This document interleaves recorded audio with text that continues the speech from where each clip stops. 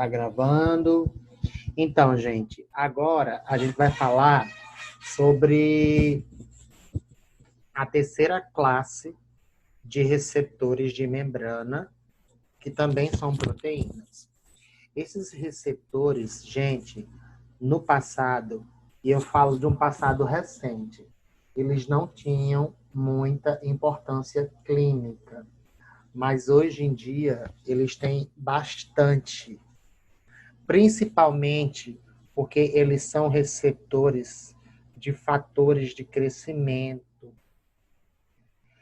E a terapia de neoplasias, hoje em dia, ela é feita através de duas vertentes terapêuticas ou medicamentosas. O que é que eu posso dizer?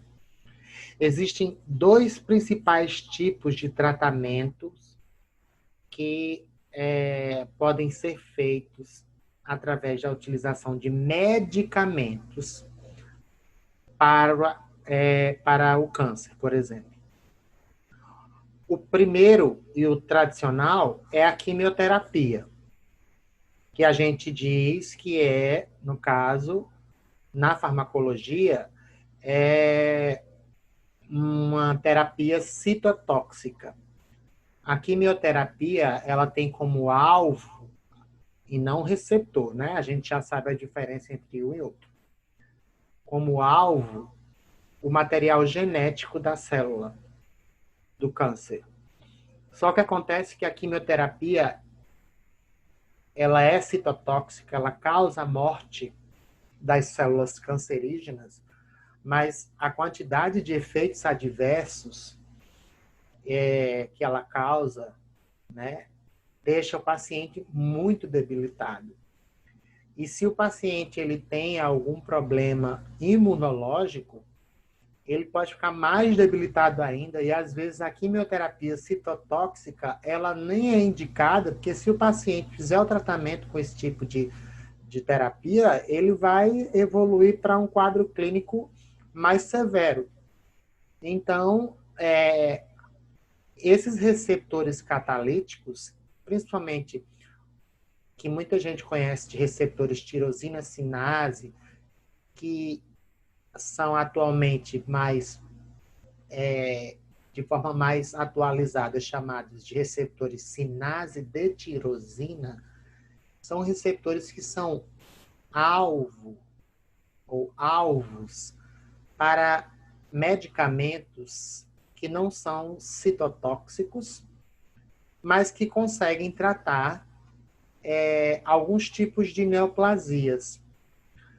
E eles causam menos efeitos adversos, menos efeitos deletérios aos pacientes.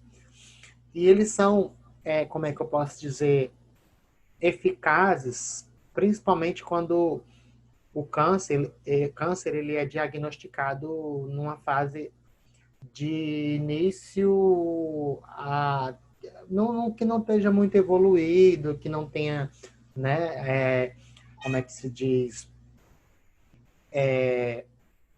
atingido o ponto de desenvolver metástase e tudo mais. Mas até mesmo em pacientes que já apresentam metástase, existem alguns tipos de cânceres que são tratados com esses tipos com esses medicamentos, que são medicamentos que agem sobre esses receptores. Além do que o receptor da insulina e também de algumas citocinas são receptores catalíticos. Gente, receptor catalítico é um receptor enzimático.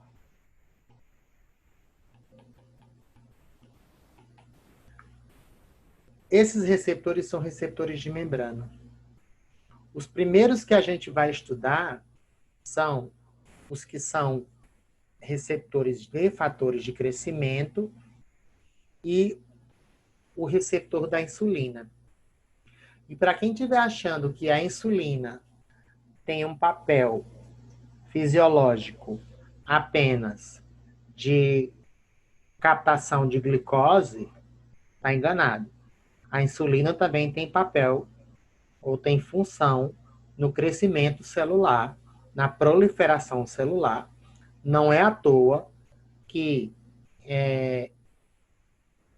eu já ouvi, já li dizerem, né, em alguns textos aí que eu li, alguns artigos também em reportagens, que, por exemplo, tem pacientes que fazem uso, pacientes não, pessoas que fazem uso de insulina como um anabolizante, porque a insulina, ela,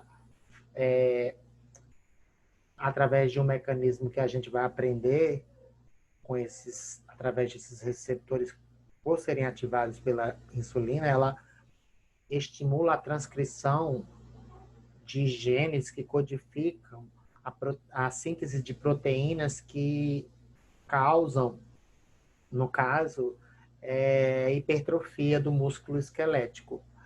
E por isso que a insulina já foi, e eu não sei se hoje é mais utilizada, mas ela já foi utilizada como anabolizante. O problema é que a insulina ela causa crises de hipoglicemia, e isso é bastante complicado, porque o paciente, paciente não, a pessoa que faz uso de insulina como anabolizante pode ter uma crise de hipoglicemia ao ponto de evoluir até a letalidade, né? O coma e letalidade. Então, para a gente falar desses receptores catalíticos, é muito importante, sempre que a gente fala desses receptores, né? Primeiro, dizer que esses receptores, eles são receptores de membrana, da mesma forma dos ionotrópicos, dos GPCR. Esses receptores catalíticos também são receptores transmembranares. Eles, na parte extracelular, expressam a região de ligação do hormônio, e na região intracelular, geralmente, aqui está falando que eles estão ligados a enzimas intracelulares. Mas eu não concordo com o que esse artigo científico fala, que eu retirei de um artigo, nem lembro qual artigo foi. Porque, na verdade, esse domínio intracelular, essa região intracelular do receptor, não é uma outra proteína, não é uma outra enzima. É parte do receptor. Então, a região intracelular desses receptores catalíticos são domínios enzimáticos que conseguem, através, né, da utilização de energia, do gasto de energia, promover a fosforilação de substratos e desencadeiam vias de sinalizações que são muito relevantes do ponto de vista clínico, tá? E aí, é muito importante que a gente entenda por que esses receptores catalíticos, muita gente denomina esses receptores como receptores tirosina quinase, que na verdade depois passou a ser chamado de tirosina sinase, e atualmente são chamados de sinase de tirosina. Simplesmente porque esse tipo de receptor, tirosina sinase, é o tipo ou é a família de receptores catalíticos mais numerosa. E por que eles são chamados de receptores tirosina sinase? Porque se eles são sinases fazem, eu acho que eu já falei, fosforilação de seus substratos. E já que eles fosforilam, a fosforilação que esses receptores fazem, ocorre ou esses receptores fosforilam seus substratos, que são proteínas, geralmente outras enzimas, exatamente em aminoácidos tirosina. Então, o fato desses receptores fosforilarem aminoácidos tirosina deu a esses receptores, a essa família mais numerosa de receptores catalíticos, o nome de receptores tirosina sinase, que atualmente são, de forma mais, como é que eu posso dizer, não mais correta, mas um termo mais atual, em português, é sinase de tirosina, né? Em inglês, RTCase. Então, esses receptores, eles são receptores para a maioria dos fatores de crescimento polipeptídicos. Se a gente observar esses, como é que se diz, esses receptores, eles são, se vocês observarem, eles estão, essa animação aí está mostrando exatamente o processo de ativação desses receptores. Então, prestem atenção, meu Deus.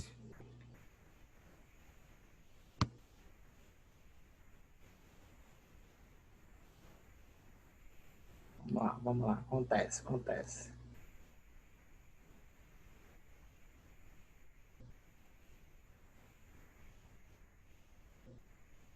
Então, o que eu queria que vocês prestassem atenção, gente, nessa animação, é que esses receptores, eles estão sozinhos, quando não estão ligados ao fator de crescimento, e aí o fator de crescimento se liga na região extracelular, ao growth factor, e aí, meu Deus do céu, fechou de novo.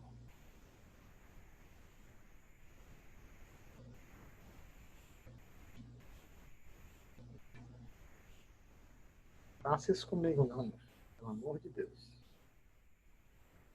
E aí o fator de crescimento se liga, e aí quando o fator de crescimento se liga, esse receptor aqui, se liga a outro, e esses dois vão formar um dímero, e esse dímero vai simplesmente ficar na forma ativa.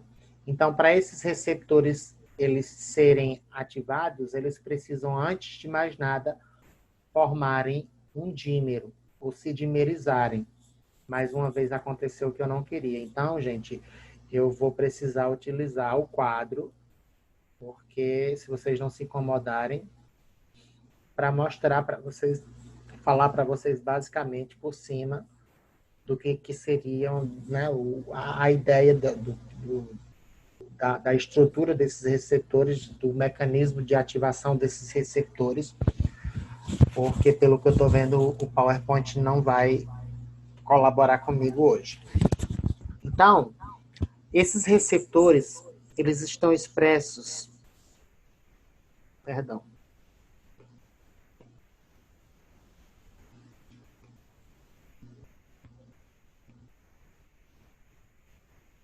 eles estão expressos na membrana plasmática, né, das células. Geralmente, eles estão expressos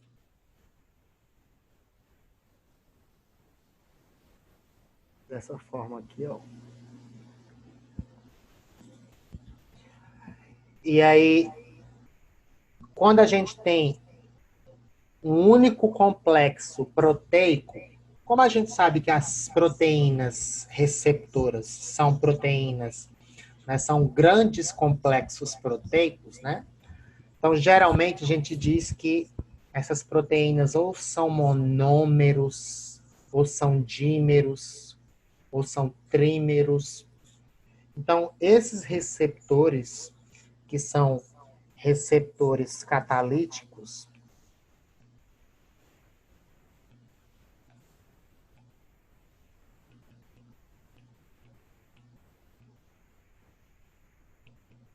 eles são receptores que, em sua forma inativa,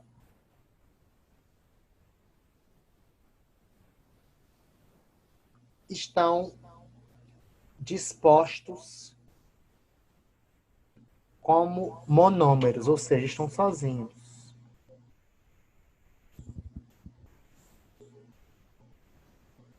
Certo, gente? E aí aqui eu tenho um irmãozinho desse. Um outro monômero. Meu Deus. Não sou bom de desenho, tá, gente? Monômero 1 e monômero 2. Na sua forma inativa. E aí, o que foi que aconteceu?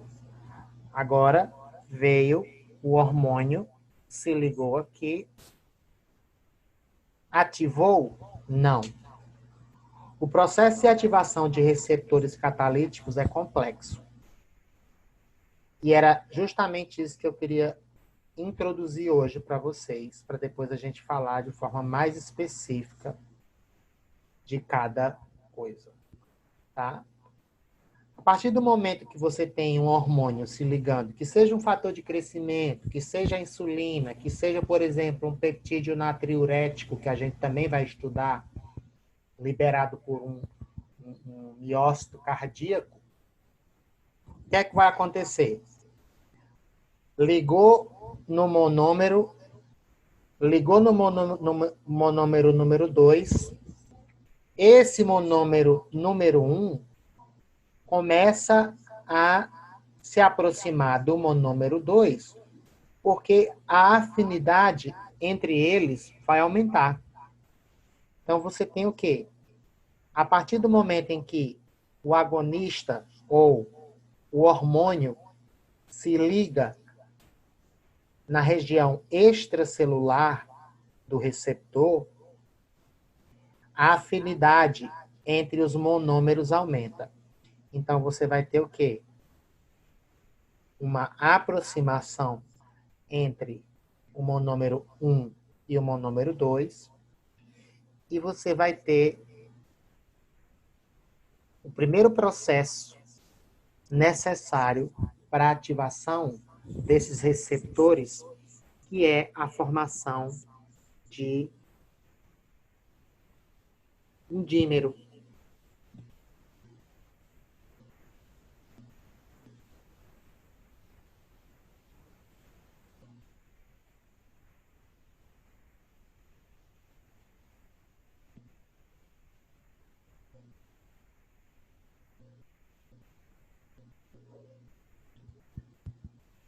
Então, a primeira coisa que acontece, na verdade, é a ligação do hormônio. Quando o hormônio se liga, a afinidade entre dois monômeros aumenta. Aumentou a afinidade entre dois monômeros, esses dois monômeros se juntam, se unem, um se liga ao outro e formam o que a gente chama de dímero. Então, o primeiro processo para ativação de receptores catalíticos é a formação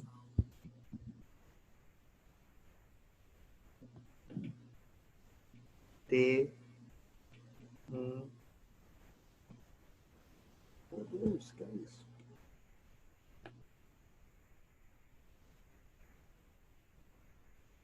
De um dímero. Tá, gente? Formou o dímero, o receptor está pronto para agir? Não. Ainda não. Esse é o primeiro processo que dá início à ativação do receptor. Quando o dímero é formado, o que tinha que acontecer do lado de fora da membrana já aconteceu. Depois da formação do dímero, é dentro da célula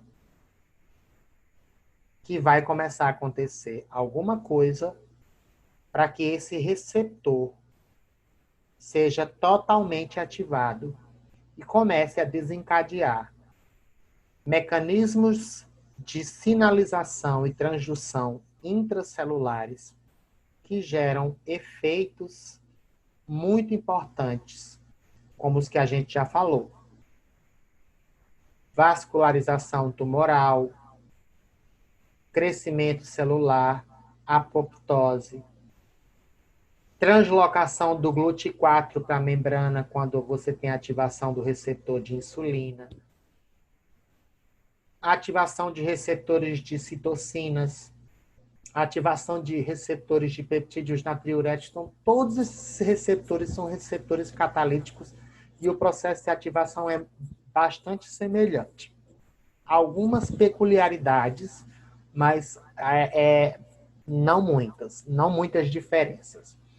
Bastante, como é que eu posso dizer, que não são muito significativas, tá? Então, quando esse dímero é formado, o que é que vai acontecer? Eu tenho aqui, eu não tenho mais nenhum monômero, eu tenho um dímero, mas eu tenho receptor, na verdade, número 1 aqui.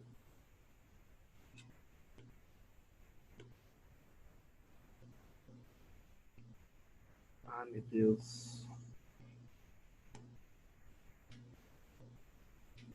E aqui eu tenho o receptor número 2. Eu lembro que eu falei para vocês que esses receptores expressam do lado de fora a região de ligação para o hormônio e do lado de dentro esses receptores são o quê?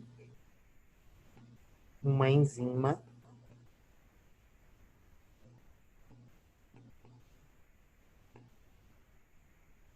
sinase. E enzimas sinases, a gente já sabe que fazem o quê? Fosforilam seus substratos. Então, quando ocorre a formação de um dímero, o próximo processo que deve ocorrer para a ativação total do receptor é o número 1, o receptor número 1, que é uma enzima na sua região intracelular, vai simplesmente fosforilar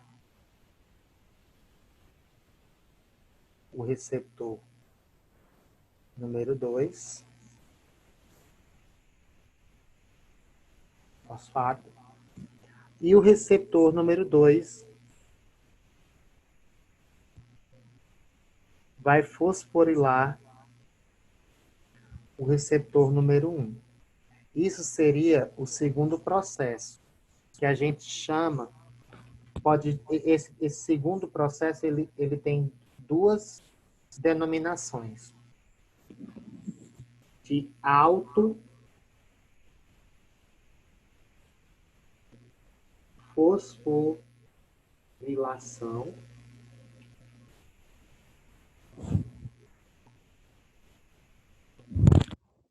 ou eu não diria que isso é um processo de autofosforilação.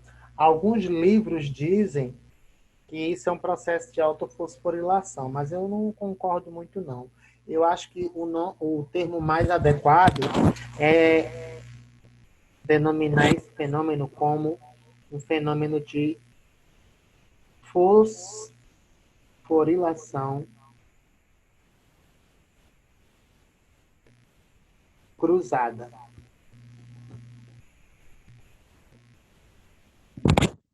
Então,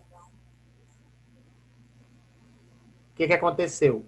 O hormônio se ligou no receptor 1, no 2, monômero 1 aumentou a afinidade pelo 2 e vice-versa, formaram um dímero.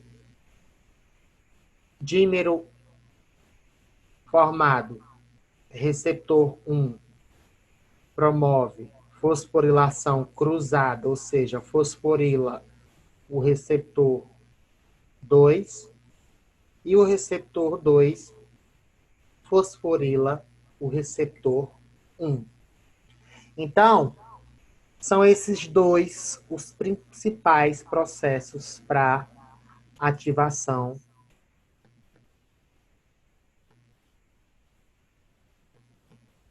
total desses receptores catalíticos. E aí, essa fosforilação cruzada, geralmente é uma fosforilação em que o receptor 1 fosforila o receptor 2 no aminoácido tirosina. E o 2 fosforila o 1 também no aminoácido tirosina. Por isso que esses receptores recebem o nome, na maioria das vezes, de receptores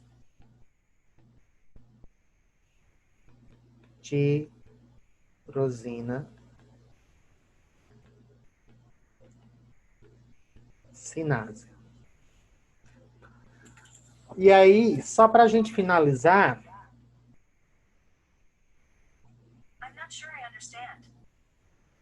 falando com você, o que é que vai acontecer?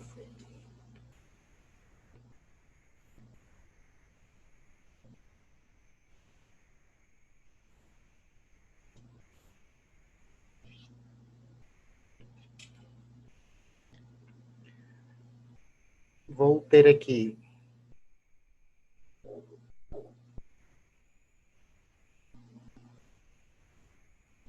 um dímero que já foi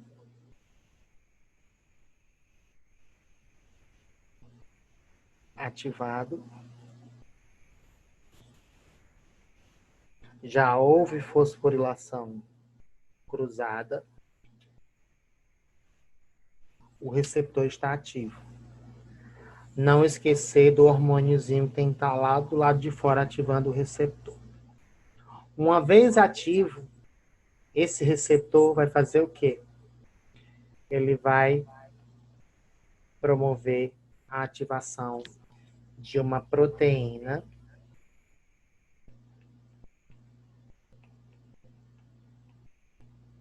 sinase 1.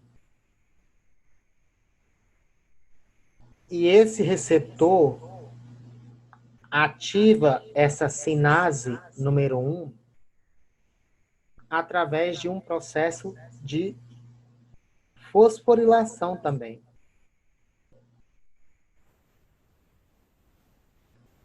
Então, vocês estão vendo que a fosforilação aqui acontece a todo momento. Então, para o receptor ser ativado, ele se autofosforila ou ele faz uma fosforilação cruzada, e depois que ele é ativado, ele começa a ativar proteínas dentro da célula através da fosforilação dessas proteínas. Ativou a proteína número 1 por fosforilação, a proteína número 1 ativada vai ativar agora, também por fosforilação, uma PTN2 por fosforilação. E essa proteína número 2 pode ativar uma proteína 3, também por fosforilação. Então, se a gente for observar, o que está acontecendo aqui? Uma cascata de fosforilação.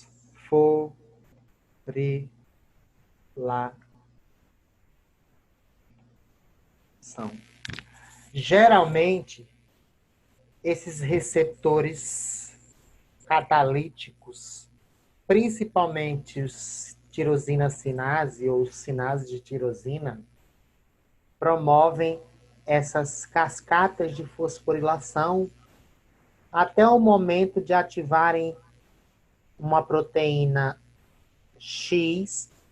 Essa proteína X vai lá para o núcleo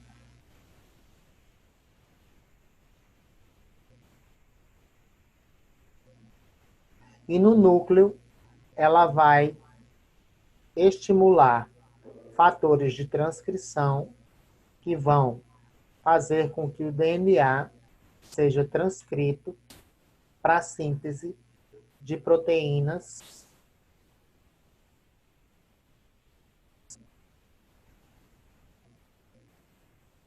se isso for um fator de crescimento, por exemplo, que aumentam a proliferação celular, que aumentam o número de células. E se esses receptores são expressos na membrana, vamos supor que nessa célula aqui você tem 10 receptores desses daqui. E de um momento para outro, na sua vida, você deixou de expressar 10 e passou a expressar 50. Essa proliferação celular aumenta. E você pode desenvolver o quê? Câncer. Então, como é que você pode tratar esse câncer? Impede que o fator de crescimento ative esse receptor. E existem inúmeros medicamentos que, inclusive, são anticorpos monoclonais utilizados para o tratamento do câncer, que não são quimioterápicos, ou seja, não agem diretamente no DNA, causando aquela citotoxicidade, matando a célula, mas diminuem a proliferação dessas células por impedirem que o fator de crescimento ative esses processos que a gente viu aqui. Só que não é tão simples assim, não. É porque o PowerPoint não me deixou mostrar o que eu queria mostrar hoje. Tem muita coisa envolvida. Mas o processo de ativação geral de receptores catalíticos, basicamente é isso. Formação do dímero, fosforilação cruzada, cascata de fosforilação e transcrição do DNA em proteínas que vão desencadear o efeito biológico, que pode ser crescimento, proliferação, apoptose, metabolismo, no caso da insulina, tararã, tararã, tararã. Tá, gente? Então, era isso que a gente tinha para falar por hoje. Infelizmente, como é que se diz? PowerPoint não colaborou.